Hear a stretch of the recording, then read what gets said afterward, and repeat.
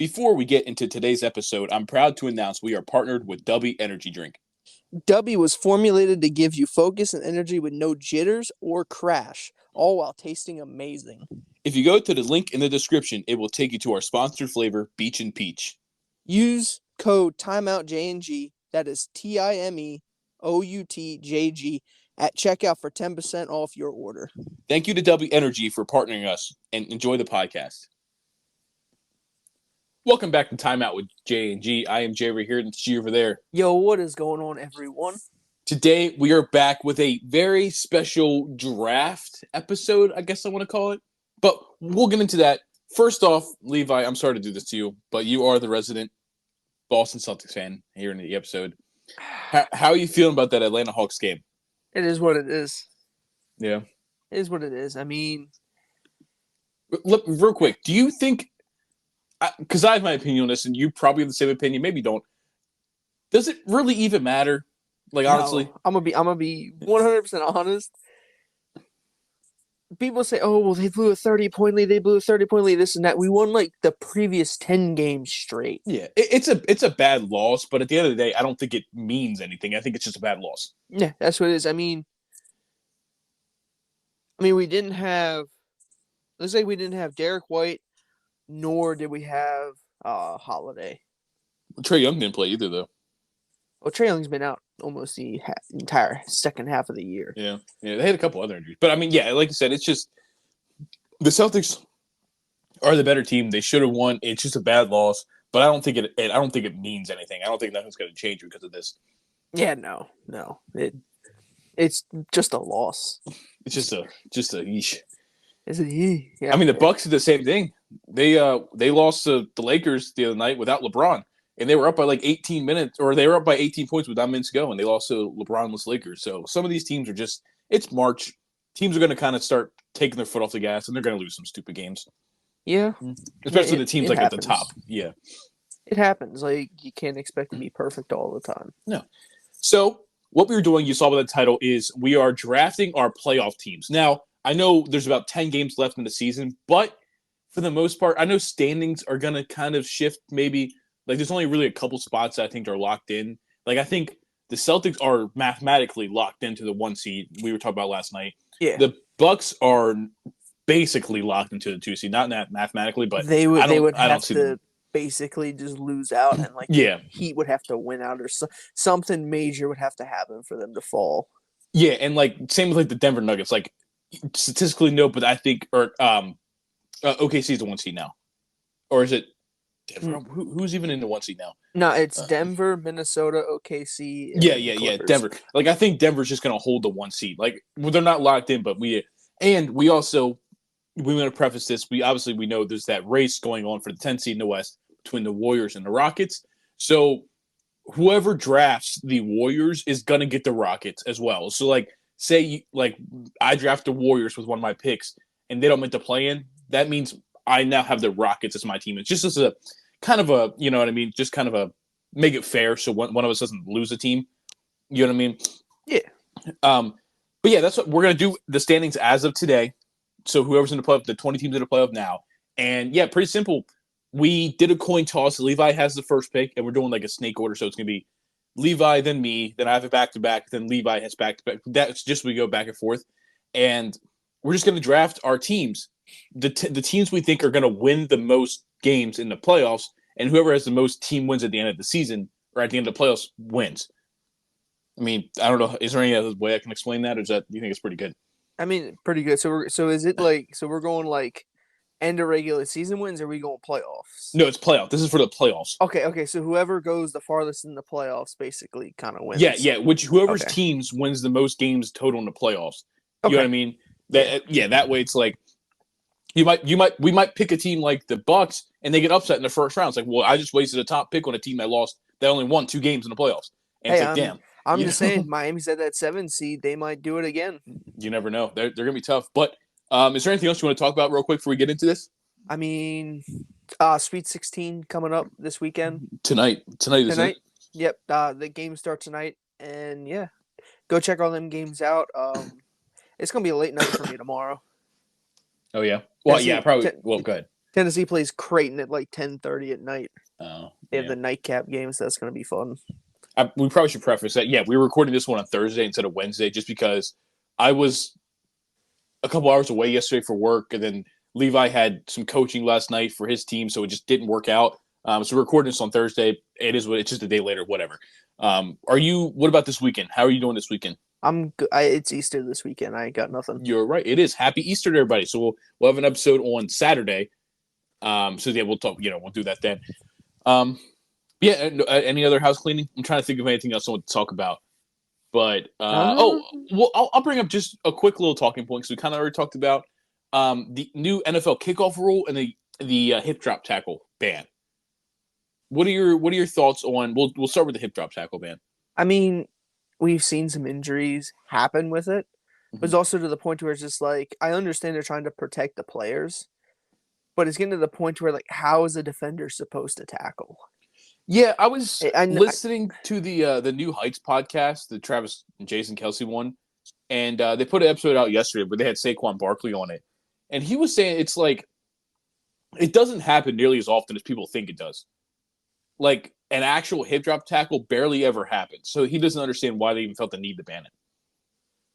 Yeah, he said in his 7-year career, he's probably had it happen to him 2 or 3 times, where like somebody actually pull all their weight down on his legs. Yeah, it's just I don't know. I'm just gonna put this out here, and I hope it goes viral. If the NFL was really worried about their players, they would get rid of these damn turf fields, and they would be playing on grass. Maybe I don't know the link between the turf and the injuries. I don't know. I also think it's kind of weird. We talked about the other day when it came out, was that they're scheduling now more games for Christmas, like Christmas Day games. Yep. So they're banning hip drop tackles for player safety. Okay. But then now some of these teams are going to play 3 games in 11 days over Christmas. Mm-hmm. So it's like it's just weird how it's like, okay, we're about safety on this, but now we're going to have these players playing triple the amount they should be during this week. And the new kickoff rule. The new kickoff rule I'm interested in. When I first heard it, I'm like, man, that's like really, really stupid. But then I'm like, you know what? I'm okay with that. I want to see it in action because the kickoffs over the past couple of years have really became boring. Most of the time, it's just a kickback or a touchback. Well, I mean, just as I do, the reason that even happened was because they moved the kickoff up like 5 yards. Yeah.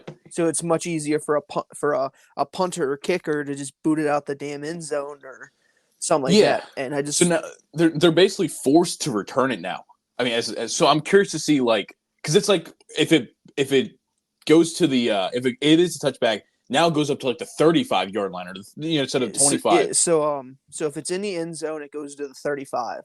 Mm-hmm. If it bounces like from like the 1 to the 20-yard line or something like that, there's a certain zone. The landing zone, yes, yep. And it hits there and then goes in the end zone. Then the receiving team gets the ball at like the 20.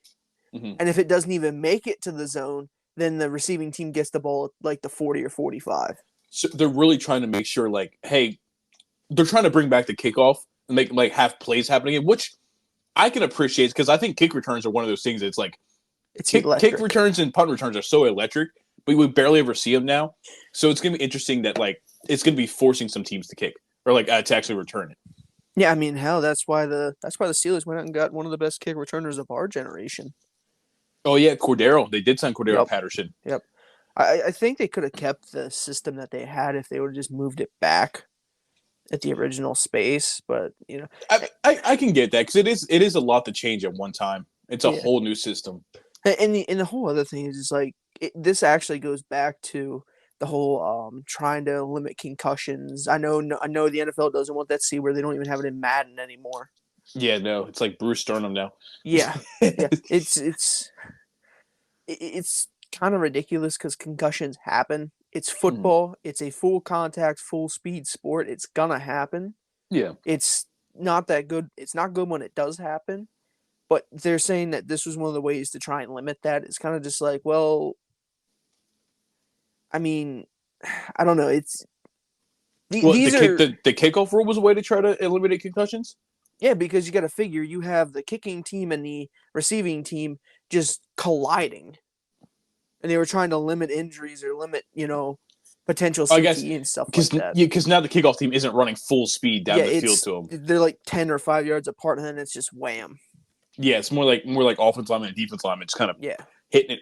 I mean, to a degree, I could see that, but it's also like you want to limit concussions, but now you're forcing teams to return the ball. It's like now it's a weird contradiction because it's like if you want to limit concussions, then let them keep kicking it off through the touchback because then like nothing really happens other than a couple of people hit each other. yeah, But when you're doing this, it's like you're trying to make teams return it, and now you're putting more people at risk of getting hit. So it's just kind of a weird, but you know how the NFL is. yeah. They're always going back over each other, and it's weird how they have decided to do some of these things. Oh, and also for onside kicks, now you can't just come out and get into an onside kick formation. You literally have to go to the ref and say, "Hey, we're doing an onside kick," which then the other team knows that you're doing an onside kick.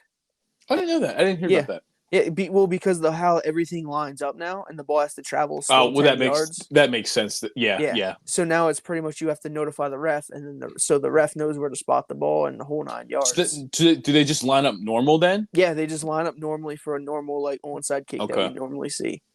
I mean, I feel like that makes sense. I kind of feel like at this point, just do away with the onside kick and then make it like 4th and 20. If they get the 20 yards, they get the ball. If they don't, oh well. Yeah.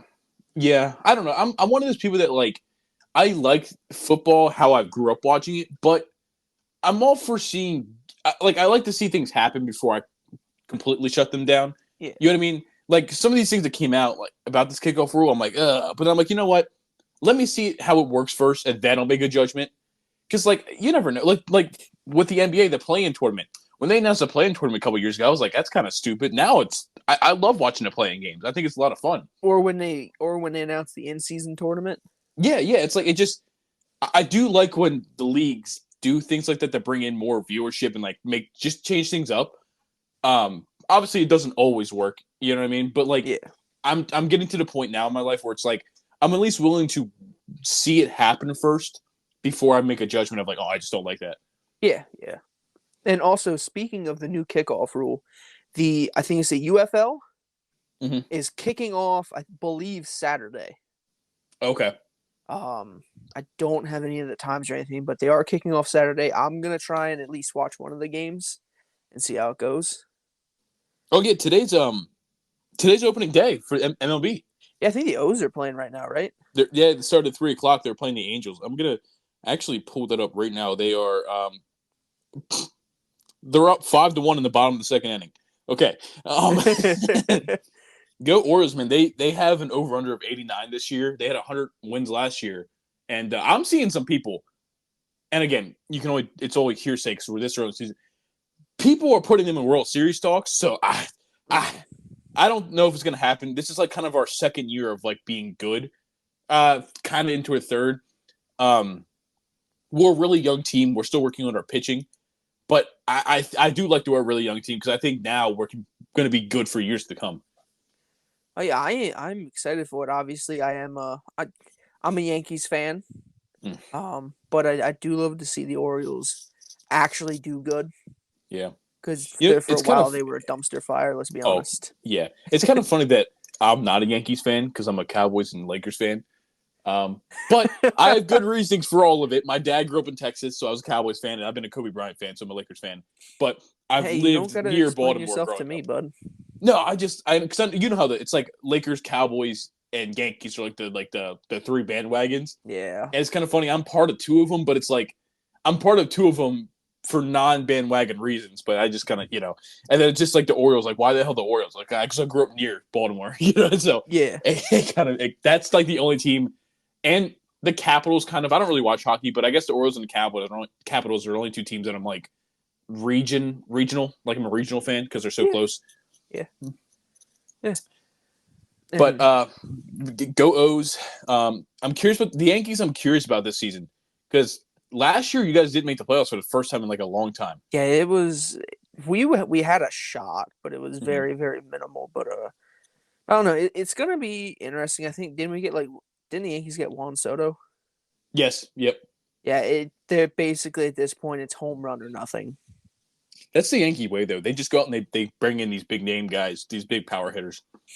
I just people are gonna be like, oh, you're not a Yankees fan, you're not, hard riding. I'm just like, I'm very cautious about stuff like this because you do Yeah, need to get guys on base. You know what I 100%. mean? It just, I don't know. One good thing though, Giancarlo Stanton. At the little bit I watched of spring training, Giancarlo Stanton kind of looked pretty good again because he's been kind of very wishy-washy since he came to New York, but he's looked good through spring training. So I mean, a good season from Giancarlo could definitely. I mean, you guys need that bats, so Yeah, it can help.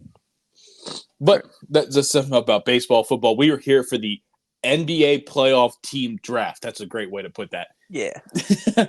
So let me pull up the standings here just so that we I'm sure we know what teams are in the playoff race right now, both the East and the West. But just to be sure, I want to pull it up here. Hold on, it's giving me a weird. We're ESPN.com. For some reason, it was only giving me the top 5 seeds. What the hell? And obviously, there's more than 5 teams in the playoffs. No, there's only 5. That's all. First seed gets a bye. The front 5 get the bye. The bottom 5 duke it out. That doesn't math. Nope, doesn't matter.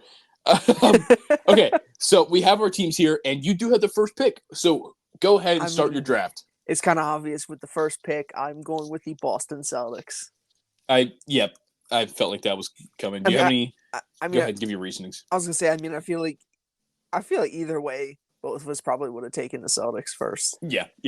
They're a powerhouse team. I mean, everyone says they're the favorite to make it to the NBA Finals. Potentially even win a championship. And I'm one of the believers where it's like I don't like being the favorite because then you have an exponentially bad chance or good chance to just let everything go, and you're just I got you. I don't like being the favorites. I think they're one of the 2 best teams in the league. They're the best team in the East by far this season, honestly, record wise.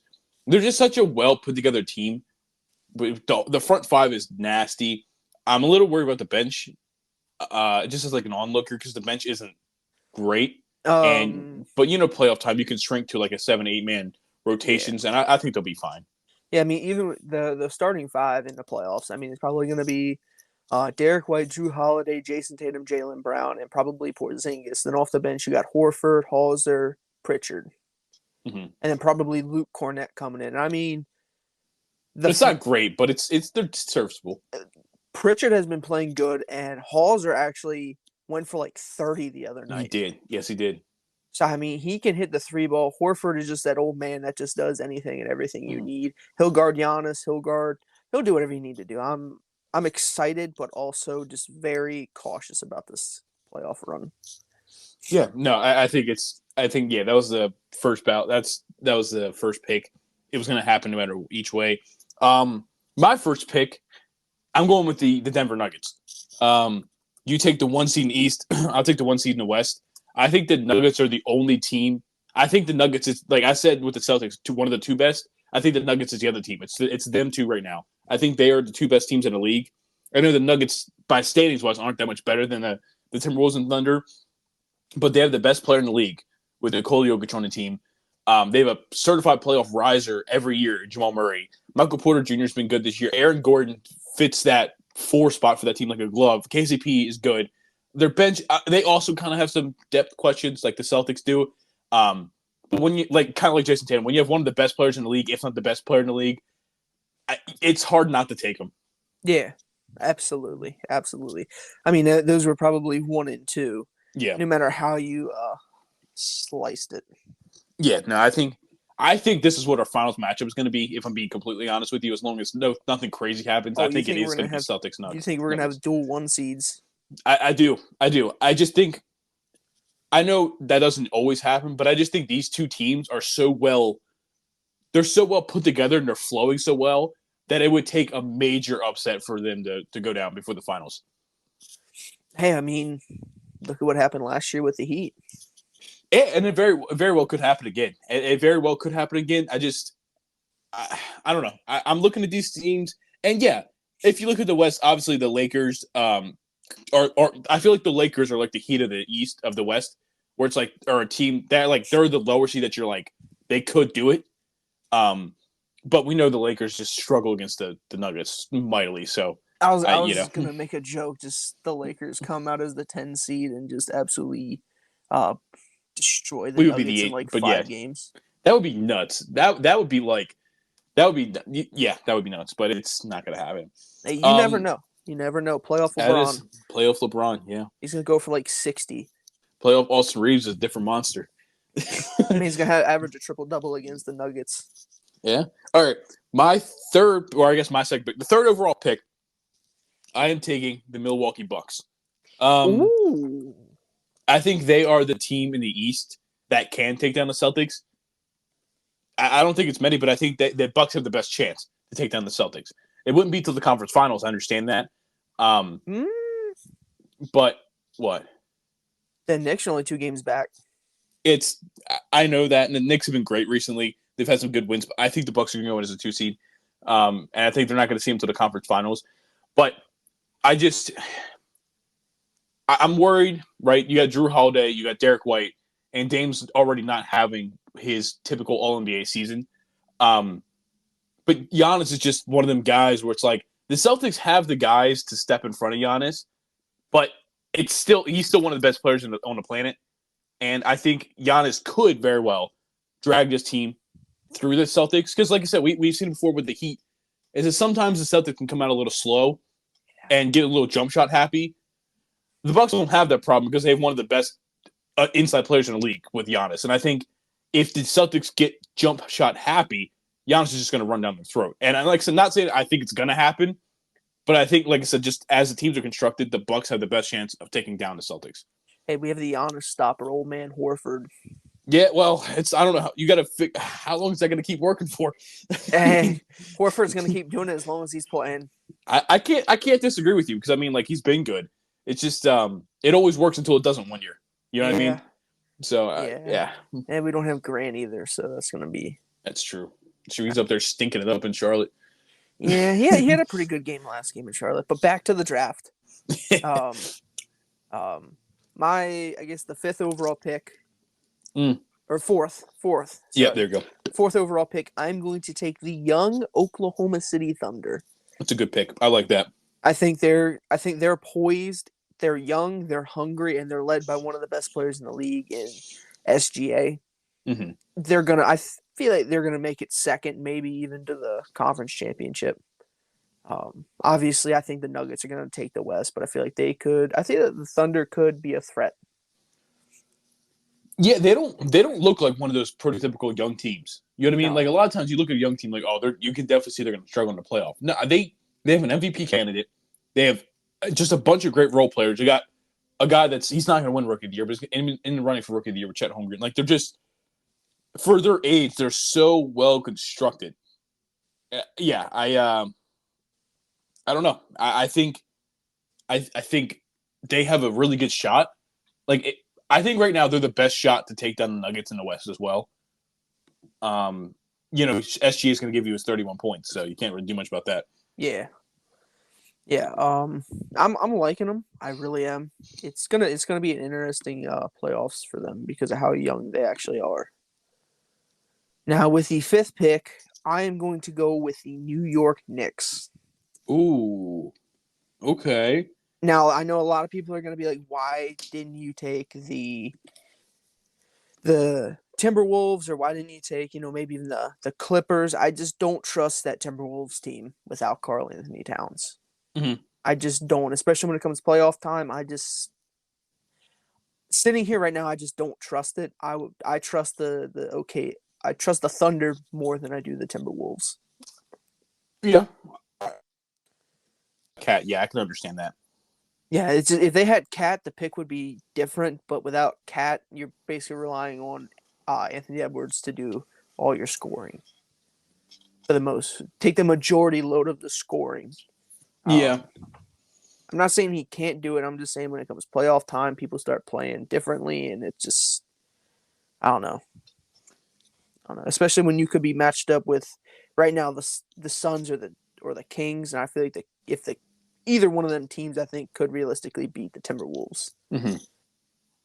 But yeah, I'm going with the New York Knicks with my third pick. Okay.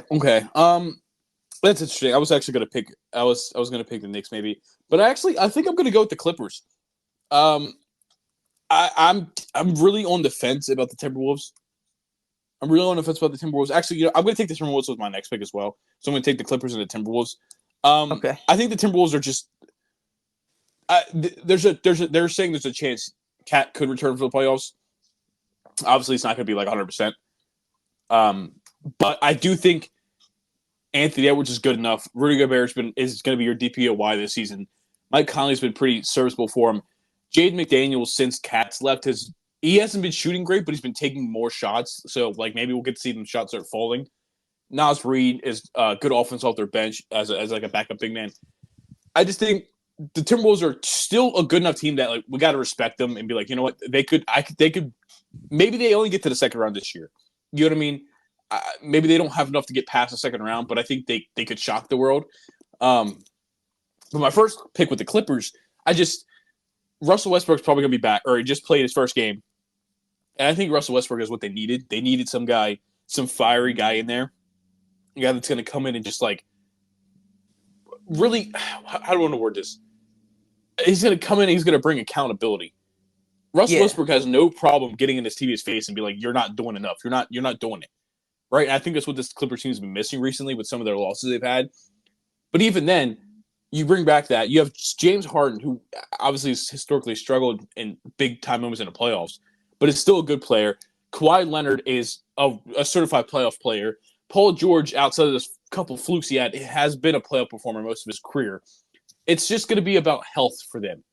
If they could stay healthy, which obviously is always a big question mark with them. But this is a team I could see sneaking into the conference finals if they're healthy. Oh, yeah. 100%.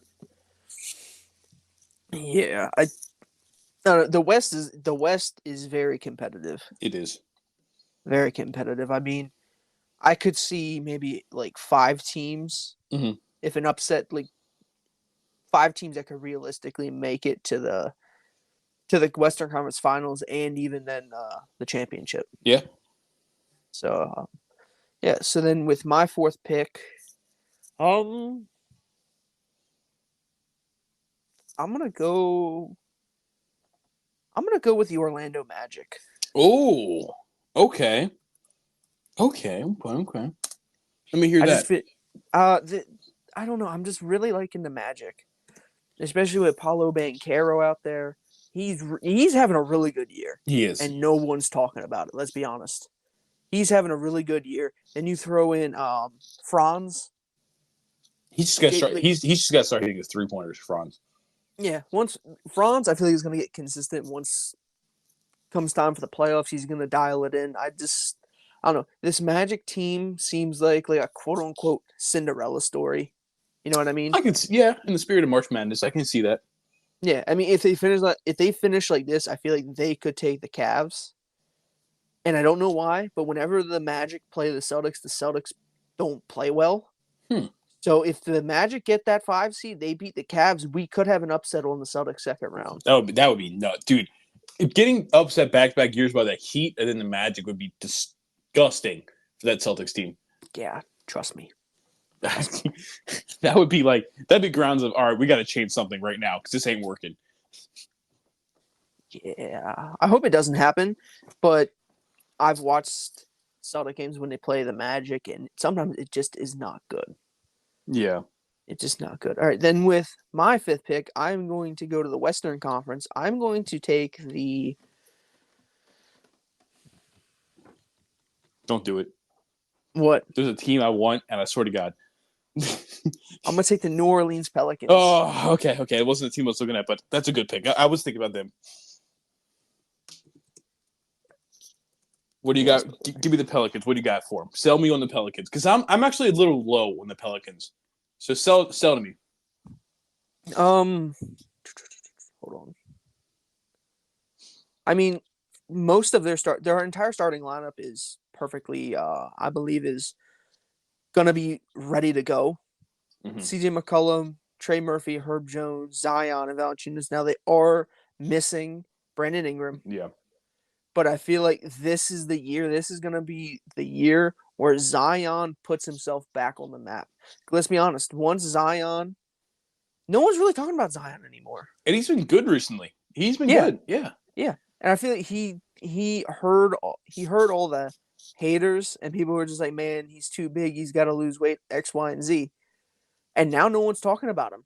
I feel like this is going to be his chance to be like, yo, I'm here and I'm not going anywhere.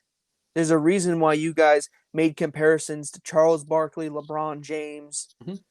You know, this is going to be probably the playoff run to obviously, quote unquote, put him back on the map and people talking about him again. I think he could do that. I think he could do that. I think the problem is that a lot of and I was listening to another podcast and they were talking about this, where it's like a lot of the casual NBA fans are only watching the bigger games. They're not tuning into these. So a lot of people were like, the last time they saw Zion was when he shit the bed in the in-season tournament, and they haven't really watched since. So now in their mind, they're like, oh, he was ass last time we saw him. Where it's like the past couple of months, he's been great. Like, he's not averaging his 28 points on 60% shooting that he was a couple years ago, but I think he's their best player. Well, he's still that guy on that Pelicans team. He's just not getting the media attention for it. And I mean, I can't really tell you why. Kind of like he's kind of in the same boat as Paolo, where they're balling out on these small market teams and they're not getting the recognition for it. Yeah. I don't know. That Brandon Ingram injury just scares me for this Pelicans team. I like the idea that Trey Murphy is getting the start now, because I do really like Trey Murphy. I like CJ McCollum. I don't think he's the right point guard for that team to go deep. I don't think they don't have very much playmaking. They don't have a true guard, and I think that's part of the reason you're seeing their offense. They have a lot of offensive weapons on that team, but they don't really have that point guard to push them there. Hey, like I said, at that trade deadline, they should have traded for DeJounte Murray. Would have made sense right now, but I think Zion we're gonna see playoff Zion this year. I would like to see that. Playoff Zion, he's gonna average right now they're playing the Clippers. Mm-hmm. That's gonna be a good series overall. Yeah. I think Zion is gonna average damn near 30 points, 12 rebounds, 4 or 5 assists. Yeah, because I don't know if they're going to put Kawhi on him. They might want to save Kawhi more for offense and just put a big body on him. I don't know. I don't know. It's gonna be interesting. I do think though. I think Zion he's gonna make it a series with whoever he gets matched up with in the first round. I could respect that. I'm not saying that they're gonna win the first round but he's gonna make it a series whether it goes 6 games or 7 games. Oh, it's gonna be a hard fought series. We're getting to these teams now where it's like if they can give you 2 to 3 wins in the first round, you're happy with it. Yeah. But because they got picked over somehow, I'm taking the Cleveland Cavaliers. They're the 4 seed. Donovan Mitchell hasn't been great since the All-Star break, and I guess that's a little worrisome. But we've known Donovan Mitchell's entire career as a playoff riser, so I don't see any reason he won't do that this year. They're slated to take on the Pacers right now in the first round, and I'm gonna be honest, ain't nobody on the Pacers team defending Donovan Mitchell. Nobody. And I think maybe it's matchup based, but I think the Cavs are going to cakewalk past the Pacers. The only thing for them would be the Heat is a game down on the Pacers, and they have to play the Heat in the first round. That's a much more difficult defensive matchup for Donovan Mitchell, but I think he can still do it. Basically, it's just hoping Donovan Mitchell pulls you through the first round. You're hoping that the lights aren't too bright again for Jared Allen this year, and Evan Mobley's better. I think you're relying on a good front court because honestly, as good as Paolo is, Paolo being as good of a front court as Paolo and Wendell Carter is, or something like that, I'm taking Evan Mobley, Jared Allen. As good as Miles Turner and Aaron Nesmith are in your front court in Indiana, I'm taking Evan Mobley, Jared. I think they're going to have the front court matchup in a lot of series in the East. And when you have a certified bucket in the playoffs like Donovan Mitchell, Yeah, I can see that. The only thing that scares me, like you said, is Jimmy the Butler. Mm-hmm. Jimmy the Butler, for some reason, non-existent through 3/4 of the year. towards the end of the year is like, man, this, we've people acting like they forgot he was good. And then when it comes playoff time, they're like, oh, this is Jordan's son. It Every literally. year. It's like you get Every you year. get to like the playoff or the All-Star break, and people are like, "Yeah, Jimmy's overrated," and then 2 months later, it's like, "Oh my God, he's the best player in the league." It's the same thing every year. Yep. The only thing that changes is Jimmy's haircut for his 2K character. Yeah, I can't wait till next year when it's gonna be the emo haircut. That's gonna be great. Or I guess that's hell. It dropped in a couple months. So excited for that game. Totally. Yay. My next matchup is a team that I think can go on a run because, my God, they don't defend much, but they have got offense out the butt, and that's the Dallas Mavericks. That was the team I was a little worried about you taking last time. So I'm taking the Cavs and the Mavs, funny enough. But, I mean, you have Luka Doncic, one of the best players in the league. Kyrie Irving, one of the best, most skilled offensive players in the league. You got Daniel Gafford and Derek Lively, who I think could be very serviceable as your center rotation. Tim Hardaway Jr. is a guy that Tim Hardaway Jr. is one of those guys that could walk into a series and just light it up. He can kind of have like a Caleb Martin. Remember last year Caleb Martin went nuts for like 2 series in the playoffs? I don't need to be reminded about that. I think Tim Hardaway can be a guy that can go in there first round and average like 24. And it's like, holy shit, what are we going to do? Because he just won't miss.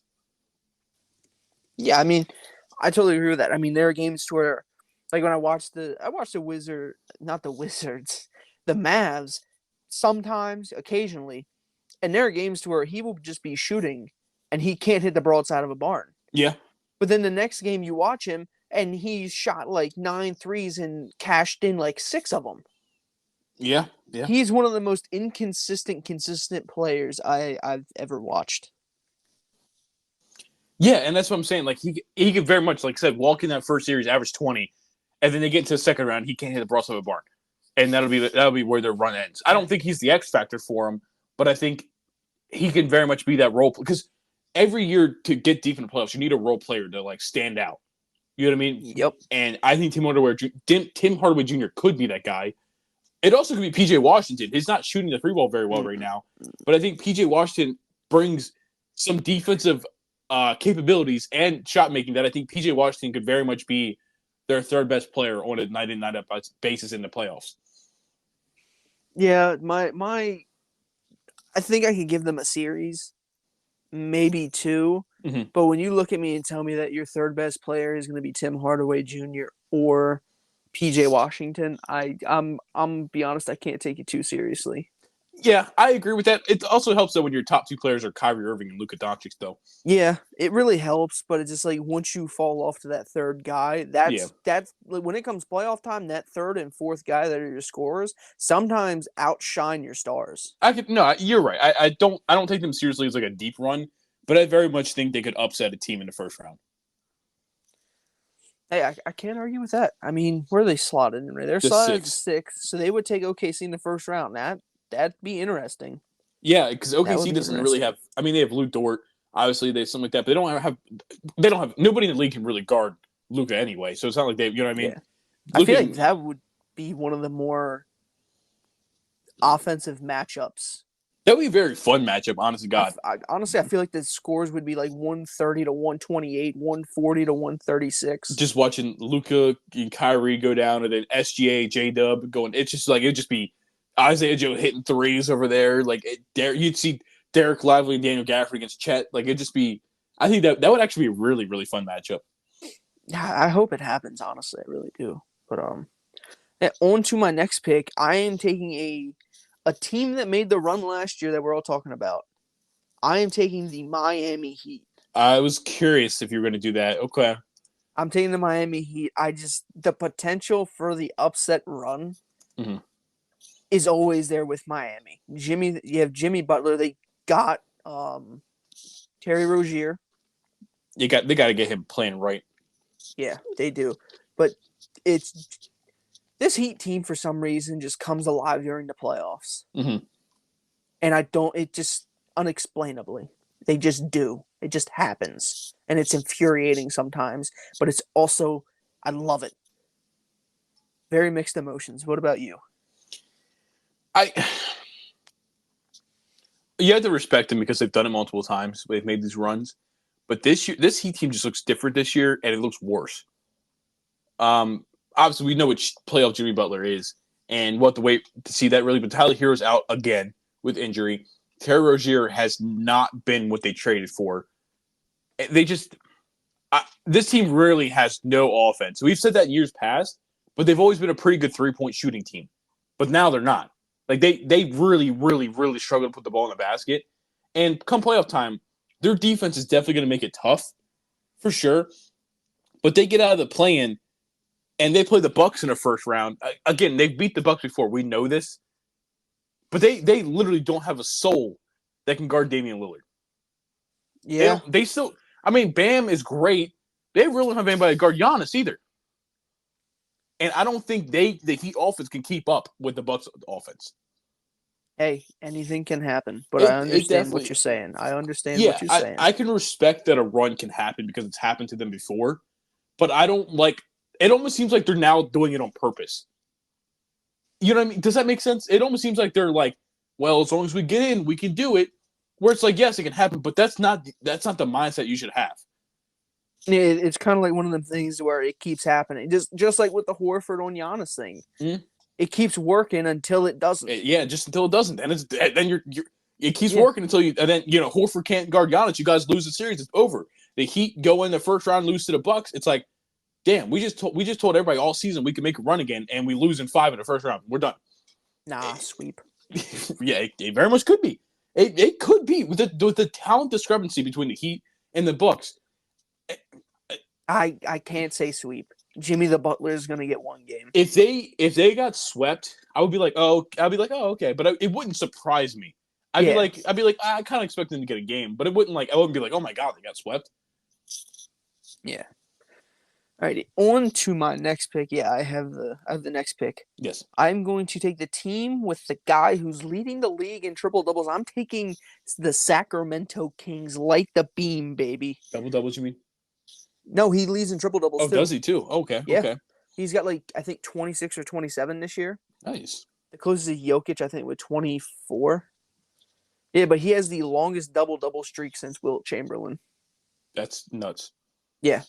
I think he's got 58 double-doubles in a row. It was 54 when he broke the record, I thought. Or tied it. I don't know what the record was, but I think he's at 55, 56 right now. But De'Aaron Fox, I feel he's going to come alive. Mm-hmm. Keegan Murray and a potential sixth man of the year. I think it's Malik Monk, right? Yeah. No, he even I think put a tweet out. It's like, man, no one called. This hurts. In free agency, no one called to bring him in. And then look, and now he's a potential sixth man of the year on the Kings, who I feel like if they play the Timberwolves in the first round, upset alert. I can't say. It's just tough because Sabonis is a great player, but he's going to be going against a DPOY and Rudy Gobert. It's gonna be tough. It's gonna be tough. Hey, I'm just saying. I'm not saying that's gonna be. People might think the Timberwolves, if it falls like it is, we're going based off of the, as you said earlier, the standings now. Yeah. If the Kings get the Timberwolves, I think there could be an upset. Well, I can't say you're wrong. I can't say it won't happen. I mean, do you feel differently if Cat is playing? Yes. Okay. If Cat is playing, the Timberwolves will take it in 5, maybe 6. You know what I mean? But if Cat's not playing, now the Timberwolves are losing points. Let's be honest here. They're losing one of their top offensive weapons. 100%. I just feel like when it comes playoff time, you shorten the rotation, but there's going to be that discrepancy. You know what I mean? Mm-hmm. Of them points, and you're going to look at Mike Conley, Rudy Gobert. You're going to look at some of these other guys to fill them points, and I don't know if they're going to be able to fill them. Yeah, okay. You basically just think they're going to outscore the Timberwolves. Pretty much. Okay. Pretty much. I mean, that's pretty much all the NBA is anymore. Oh yeah, you're not wrong Like, there. I mean, when's the last time we really seen a game that was like 80 some to 70 some or Like 2 weeks ago. Remember that Knicks? It was Knicks and oh, what was that game? It was Knicks and somebody. Yeah, it was like 80 something to 70 something. let me phrase that. When's the last time we seen a playoff game like that? I don't, I don't know. Let me. I want to now because it just happened recently too. Well, the Knicks won last night, 145 to 101 over the Raptors. So that's something. Yeah, but they just had. Yeah, they lost to the 76ers 79 to 73. And then the very next night held the 76ers to 79 again, but then scored 106. And then the night before that, they beat the Magic 98 to 74. So the Knicks went on a bit of a streak there where they were just locking up. I mean, hey, that's great to hear that people are actually playing defense and we're not getting these games. Now, obviously, it sounds electric, like 130 to 140 or like 126 to 130. Yeah. You know what I mean? I kind of like these low scoring games because it brings back the precedent that either the team was just shooting awful or there was good defense being played. Yeah. And I like to think there was good defense. But what are your next two picks? So I'm double dipping in the Western Conference here. I'm taking the Phoenix Suns and the Los Angeles Lakers. I look at the rest of the East and I'm like, it's not fantastic. The Suns with a team with Bradley Beal, Devin Booker, and Kevin Durant, I just have a very hard time counting them out of, you know what I mean? Yeah. The rest of the team sucks outside of those three, and even Bradley Beal's, obviously not. Hey, yo, don't hate on the man Yusuf Nurkic. Yusuf, not even Yosef. Don't hate on the man Nurkic. Right? I am. No, they're just not good outside of the big three, and even Bradley Beal's not great. Him and Devin Booker play too similar, but obviously Bradley Beal to a much lesser degree of Devin Booker. But they just have a very similar skill set, and sometimes Kevin Durant is just chilling and not doing much, and it's weird. Like for one of the best scorers of all time, halftime, like not halftime. There's times he's just standing in the corner. Yeah, and it's just like their offense just doesn't really run well for the talent they have between the three of them. And it also doesn't help that they don't have a true facilitator. Yeah, they don't. Yeah, they don't. Like I said, they don't have much at all outside of their big three. But I just think, it's Kevin Durant, it's Devin Booker. They could get you a couple games. Maybe, they would say, let's say they pull out. They're in the 7th seed right now, so they're in a play-in. Say they win the play-in game, they'd be the 7th seed, and they would take on the Timberwolves in the first round. They have Rudy Gobert, you have Jaden McDaniels, you have Anthony Edwards, Mike Conley, but they don't have anybody to step in front of Kevin Durant, and Devin Booker's going to get his points no matter what. That's a situation like talk about the Kings, where I think the Suns could just outscore the Timberwolves. Yeah, but then you're kind of relying on Booker and KD to go for like 40 each. Which they very well could. They very well could. 100%. You're right. But I just think it's like a similar mindset as like the Kings, where it's like you're just looking for them to outscore. And Kevin Durant and Devin Booker could do that. And like I said, maybe they only take 2 games from the Timberwolves. Maybe they do upset them. I just think they have the potential to blow up, and that's enough for me this late in the draft to take them. And it's kind of the same thing with the Lakers. Like I made the comment earlier, the Lakers are like the Western Conference version of the Heat, where it's like they're that team that's down there in the standings, but people are looking at them like, hey, man, it's LeBron, it's Anthony Davis. D'Lo's been great this season. Austin Reeves has been much, much better than he started the season with. Playoffs last year, Rui Hachimura was great. Maybe we get to see that again. When you have a guy like LeBron and Anthony Davis on your team, you can make noise. The only kryptonite is going to be if they win the play and end up the 8th seed, they're playing the Nuggets in the first round. Yeah, that would. That would be worst case scenario. Yeah, the best case scenario for the Lakers is that the Timberwolves take the 1 seed. Yeah. And obviously Rudy Gobert and Anthony Davis is going to be insane. But I think the Lakers the Timberwolves are the better team, but I think the Lakers could take down the Timberwolves, get barring, you know what I mean, like an upset world, you know what I mean, that kind of thing. Yeah. I can totally see that. I can totally agree with that. It's just you say about the Anthony Davis Jokic thing. I think there's a stat out there that like Anthony Davis has never beaten Jokic, or it happened like one time. No, I think that was about Sabonis, not Jokic. No, it's both of them. Oh damn. Okay. Well, that's not great. There was like three European centers in the West or overall that he just is only has like one or two wins against. We've struggled against the Nuggets for years now. It's just Yeah. we just can't beat them. All right, with my next pick, I'm taking the Philadelphia 76ers. Oh, okay. I mean, The yeah, I guess we're reason, kind of at that point now, aren't we? well, the reason I am taking that, and I don't know if you've seen it or not, but apparently Joel Embiid has a good chance to be back before the playing games. I did see that. If Embiid goes back to what we think he should be, I might be upset alert for somebody. I can't say. I mean, he was MVP before he got hurt. That would just completely change their offense. That's also barring that he comes back from this injury playing like that, which I mean he very well could. I'm not going to say he won't or can't, but I'm just saying if he comes back and starts balling out like he knows how, they might jump to that 6th seed. Yeah. They might get the Knicks in the first round, and then from there, you don't know what the hell is going to happen. I don't even. They might not even need him to play at MVP level. I think just him being on the court at all will do enough. Because we're seeing now Tyrese Maxey is getting double teamed consistently. Yeah, and give him another threat. That is going to be wild. You take coverage off of Tyrese Maxey, you take coverage off of Buddy Hield. By like I said, even Joe Embiid's not his full self. He's going to warrant the attention, which is going to open up things for the rest of the team. And I mean, I don't know. If Embiid comes back, I can see that. Okay. Now with my next pick, I'm trying to figure out what teams are available because this is getting to the point where it's kind of just like. I think there's 4 teams available. So what is the Hawks, Bulls, Warriors, and Pacers. And Pacers. I forgot about the Pacers. I'm not. I'm gonna do the quote unquote double dip in the West. I'm gonna take the Warriors. The Warriors / Rockets. Yep. All right, lead. Why do you choose them over anything in the East?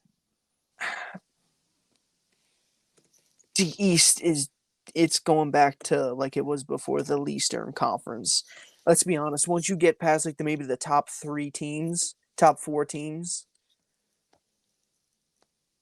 let's be honest. Once it gets to like the Magic, there's kind of just a fall off anymore. Yeah, I'm not like if Halliburton was playing like he did at the beginning of the year, this would be a different story, and the Pacers would probably be contending for that 3 seed right now.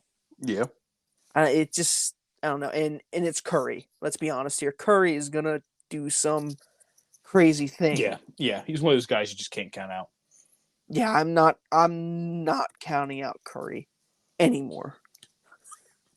If you would have asked me 2 weeks ago, I would have 100% agreed with you about the Warriors pick. They kind of suck. Draymond Green obviously got ejected last night 4 minutes into the game for doing stupid shit like he does. Steph Curry in March he was still good, but he wasn't. It was one of his more down months, kind of going into the playoffs. This team is so poorly. They're just playing so bad right now that I don't trust anybody on the court except for Steph Curry. Yeah. And it's just like, I don't think, as great as Steph Curry is, I don't think he alone can win you a series. He might get a game or two, and maybe, like I said, at this point in the draft, we're just taking game by game. Yeah. But I mean, like, you can't look at Klay Thompson. You can't look at Andrew Wiggins. You know what I mean? Like, you're not. I mean, Kuminga. Yeah, he could pop off in a playoff series. It's just, I don't trust anything on that team right now. And then on the flip side, the Rockets have been on a tear. They are without Sengun, though, unfortunately. Yes, without Sengun. They're 10-0 in their last 10 games. Now I don't know who they played. If they played under 500 teams, or I'll pull that up right now while we're go ahead. But 10 wins in a row, no matter who you play, is tough. Here, I'll tell you right now. Okay. Yesterday they beat the Thunder, so that's a great win. Okay. Then it was the Trailblazers, the Jazz, the Bulls, the Wizards, the Cavs, the Wizards, the Spurs, the Kings, Trailblazers. Yeah, so there's like 2 to 3 decent teams in there. The rest are kind of But there's a couple quality wins in there. Yeah, and I mean, I'm not saying that they're going to take a first round win, but but Golden State and Houston, I feel like they could take 2 games. And Yeah, at I this agree. point in the draft, that's about what I'm banking on. I can get with that.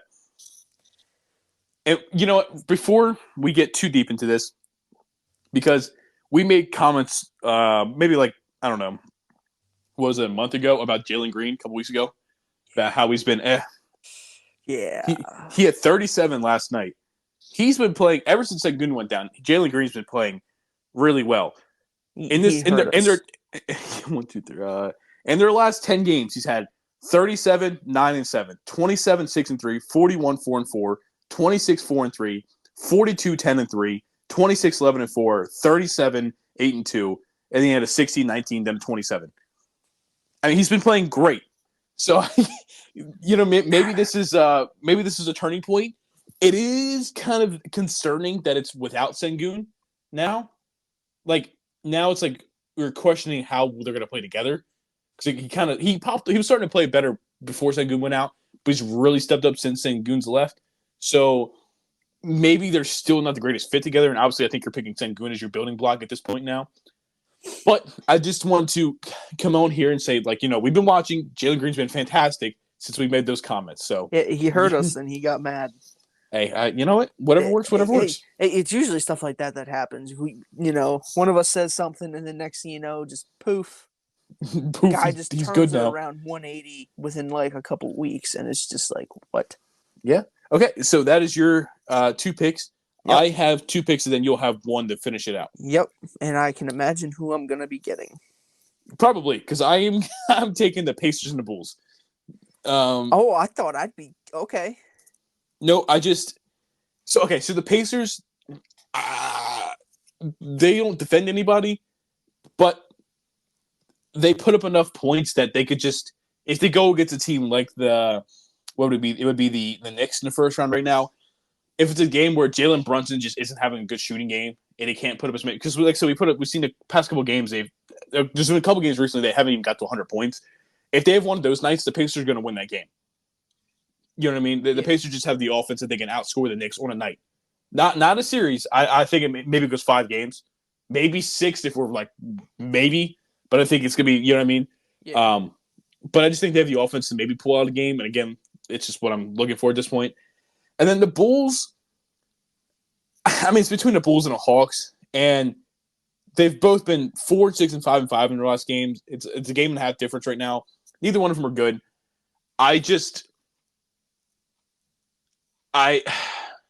Kobe White's going to be a most improved candidate this year.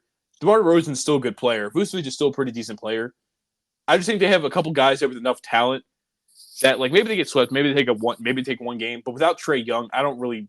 That Hawks team just I don't know. And I mean, as it sits now, I'm not saying it's going to happen, but the Nets are 5 games out, 5.5 games out of the 10 It's not seed. happening. It's not. The Bulls and the Hawks have to lose out, and the Nets would have to. It's not happening. Hey, just because I want to have a chance to, just because I want the Celtics to have a chance to 4-0 the Nets again. All right. Yeah, don't have to stick it to Mikal Bridges for no reason. Yeah. So, go ahead and take your last team. Well, after very, very serious consideration, I'm taking the Atlanta Hawks. Mm-hmm, mm-hmm. I'll be honest, I didn't have a choice in this decision. It was kind of just bestowed upon me.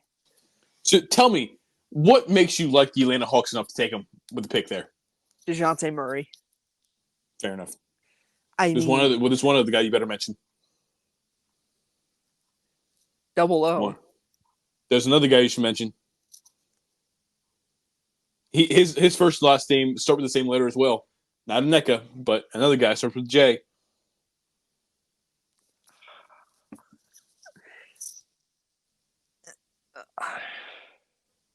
I'm just fucking blanking. I'm not gonna. We've talked about him multiple times recently. Jalen Johnson. Okay. Gonna be a most improved candidate this year. I don't watch Hawks games. Okay. Mm-hmm. And I wasn't able to watch the Celtics Hawks game. Yeah. Okay. I actually wasn't. Maybe that's why they lost, because you weren't watching. Hey, I have rarely watched the Celtics game this season. They're doing. I've watched. This is probably in the past like 4 years. This is the least amount of Celtics games I've watched. And here we are on a podcast talking about basketball. Yep. No, I think we watch. I mean, we both have full-time jobs. We're both doing other things, so it's like we watch basketball when we can. We can't watch all games every night. It can't happen. Yeah, like, I'll catch like if there's like a TNT or ESPN game at like 9 o'clock, I'll turn it on and watch it. Or if there's like a 10 o'clock game and it's the West Coast, I'll watch it. You know what I mean? When I get time, but it's not. Yeah, it's not something. A lot of these other podcasts that are big, it's their job to be content creators, so they can take a day to watch basketball. Unfortunately, this is not our job yet, so we just have to fit it in when we can. Yeah, we do. That's why we have some casual takes. But you know what? I feel like we relate to the people more because most 90% of NBA fans are casual viewers. They can't sit down and watch every game. Yeah. So like I think we can kind of relate to you guys. Like, hey, you know, we're putting down the same thing you guys are getting. Hey, give it a year, then we'll be content. Then we'll be full time, and we'll be doing it what everyone else is doing. Sheesh, that'd be nice.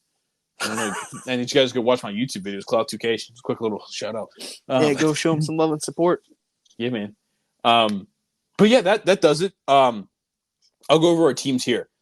I have the Denver Nuggets, the Milwaukee Bucks, Los Angeles Clippers, Minnesota Timberwolves, Cleveland Cavaliers, Dallas Mavericks, Phoenix Suns, Los Angeles Lakers, Indiana Pacers, and Chicago Bulls, where Levi has the Boston Celtics, Oklahoma City Thunder, Orlando Magic, New Orleans Pelicans, Miami Heat, Sacramento Kings, Philadelphia 76ers, the Golden State Warriors / Houston Rockets, whichever one gets in, and then the Atlanta Hawks. How are you on a scale of 1 to 10? How are you feeling about your team?